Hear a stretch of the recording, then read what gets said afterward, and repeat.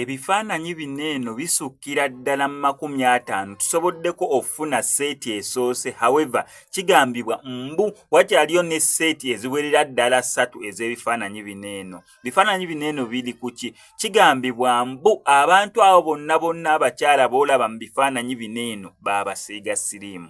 Ng'Abasiga SILIMU ye Hajji ali mu ebyo ebifaananyi. Ndi munakuwavu nnyo okubeera nga nkola story efaanaganako weeti mu era eno gye tuliko ey'okubeera nga tulwanyisa SILIMU. Actually nga SILIMU twagala kubeera nga tumulinnya ku nfeete. Okusinziira ku information etuuka ku desk yange egamba mbu Hajji oyo avuddeyo kubeera nga ata ebifaananyi bineeno n'okwetonda kwe olw'ekikolwa kye yakola eky'okusiiga abakyala abasukkira ddala mu 5. 5 mbu 1 2 3 14 15 16 27 29 30 34 35 42 abantu 50 bonna nga kigambibwa mbu Yabasiga SILIMU. Mbu ekimuteesezza ebifaananyi bineeno mbu abamu takyasobola batuukako olw'ensonga ennamba zaabwe tazirina, tamanyi gye bali, so asazeewo okubeera nga ate ebifaananyi ebyo okubeera nga abeetondera bonna be yasiiga SILIMU. Neera nga seeti y'ebifaananyi esoose